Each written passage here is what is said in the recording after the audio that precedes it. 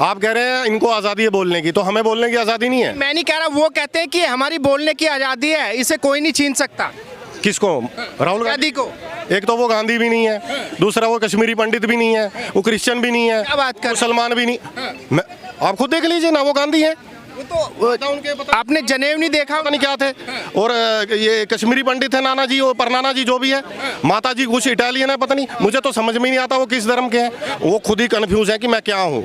वो झूठ नहीं बोल रहे हैं, वो कंफ्यूज हैं बेचारे कि मैं क्या हूँ, उनको खुद नहीं पता है। अब माता श्री को पूछते तो माता श्री कहती मुझे भी नहीं पता मैं क्या हूँ, पति कोई और है, बाप कोई और है, तो मुझे नहीं पता। 2024 को लेके क्या मानते हैं, कौन बनना चाहिए प्रधान? देखिए, कौन बनना चाहता है, जो प्रभु राम के हाथ में है, ये प्रभु श्री राम के हाथ में, राम जी के हाथ, इन्होंने उनका मंदिर बनाया है, उसी की सरकार बनेगी। अच्छा, जिन्होंने मंदिर बनाया है वही आएंगे। राम को जिसने गद्दी पे बिठाया उसको प्रभु राम गद्दी पे बिठाएंगे, सिंहासन पे भारत वर्ष। अब आप खुद समझदार हैं, आगे मैं कहना नहीं चाहता कि कौन बैठेगा। सीधे सीधे बीजेपी की बात आप। बिल्कुल बिल्कुल, और कौन बनेगा, कौन है? देश के अंदर 27 पार्टियों ने गठबंधन किया है, बड़े बड़े नेता उनके गठबंधन में हैं, तो क्या दिक्कत है अगर गठबंधन आ जाता है? गीदड़ होते हैं ना, गीदड़, वो कितने ही झुंड में आ जाए ना, बब्बर शेर की दहाड़ी काफी होती है, उसको पंजा भी नहीं मारना पड़ता।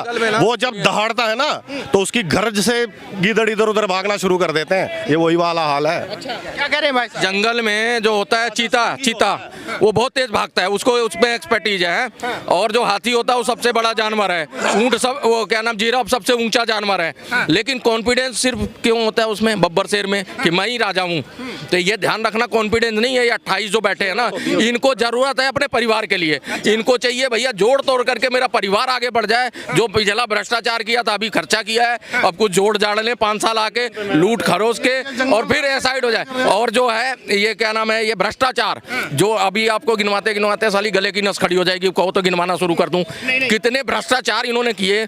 मैं बता रहा हूँ, पूरे वर्ल्ड में 50% भी नहीं है लोग, पूरे वर्ल्ड का मिला दे भ्रष्टाचार 50% जो है आएंगे कांग्रेस के मुकाबले। और ये विपक्षी जितने वामपंथी दल बैठे हैं, 50% मतलब इतना करप्शन है। ये करप्शन का अगर पैसा अगर देश में होता तो आज पहले नंबर की इकोनॉमी होती। लेकिन भाई साहब, उनका मानना यह है कि अगर देश को बचाना है, देश के अंदर डेमोक्रेसी बचानी है, आज़ादी बचानी है, तो मोदी जी को हटाना पड़ेगा, तानाशाही हटानी पड़ेगी। डेमोक्रेसी जब अपने टाइम में रहने ही नहीं दी, सिर्फ एक कम्युनिटी के लिए काम करते रहे, उसी को फायदा देते रहे, उन्हीं को सैलरी देते रहे, उन्हीं को सारी चीजें देते रहे। अब बराबर में लेके आ गए, हिंदू को बराबर का मिलने लगा तो इनके पेट में दर्द हो रहा है। अब सबको बराबर बराबर सारी चीजें मिलने लगी हैं। एक बात बताओ, वक्फ बोर्ड है, सबसे ज्यादा जमीन लेकर बैठा, देना नौकरी, 50,000 लोगों को नौकरी दे दे वक्फ बोर्ड। हॉस्पिटल क्यों नहीं बनाते तुम? वक्फ बोर्ड की जो जमीनें हैं इतनी फालतू, वो किस लिए बनाया गया? आप बताओ। इनको जो है भेजा जाता है, इनके उस पर पैसा दिया जाता है, मंदिरों पे तो पैसा लिया जाता है, गवर्नमेंट की इकोनॉमी उससे सुधर जाती है। बल्कि 5500 करोड़ रुपए अयोध्या में आया, 1600 करोड़ में मंदिर बन गया, इतना धनी ट्रस्ट हो गया, गवर्नमेंट का फायदा हो रहा है, वहाँ की जनता का फायदा हुआ, वहाँ के लोगों को रोजगार मिल गया, वहाँ की व्यवस्थाएं सुधर गई। आज अयोध्या विश्व के नक्शे में आ गया, कोई जानता ही नहीं था प्रयागराज और वो फैजाबाद के ना, समझ रहे हो? देखो, राम मंदिर में बनाने में विरोधी सबसे ज्यादा कांग्रेस के नेता रहे हैं। कपिल सिब्बल जी हमेशा राम मंदिर के विरोध में वकील के खड़े हुए हैं। ठीक है, पेशा है उनका, वकील का पेशा है, लेकिन राष्ट्र धर्म सबसे पहले है ना। चाहते तो वो लोग बना सकते थे, कोई ये थोड़े ना इसमें मंत्र पढ़ने था राम मंदिर बनाने में। और जरूरी नहीं है सरकार में आके ही आप विकास लाओगे, विपक्ष में रह के भी आप विकास कर सकते हो। एनजीओ बनाओ, सरकार के पास कमी थोड़ी ना कांग्रेस वालों के पास। आज सोनिया गांधी जो है हमारे पूरे वर्ल्ड में लेडीज़ में दूसरे तीसरे नंबर पे है पैसों में। तो ऐसे इतना पैसा होने के बाद भी, जबकि उनके लड़के की शादी नहीं हुई, वो पैसा जाएगा कहाँ पे? आप विकास करो ना, सरकार में आके जरूर थोड़ा विकास, सरकार में आने के बाद ही विकास होगा। अच्छा, मुझे ये बताइए, राम मंदिर जैसे बना, राम मंदिर के बाद वहाँ पे हॉस्पिटल भी बन रहा है, वहाँ पे एयरपोर्ट ऑलरेडी चालू हो चुका है, रेलवे का नवीनीकरण हो चुका है, वहाँ पे जो जननायक मतलब आम जनता की जो तमाम सुविधाएं होती हैं वो सारी चालू हैं, उनको अच्छे से रिनोवेट किया गया है। तो उसके बावजूद भी जो विपक्षी लोग हैं कह रहे हैं कि भाई राम मंदिर से विकास थोड़ी होगा। विकास हो तो रहे।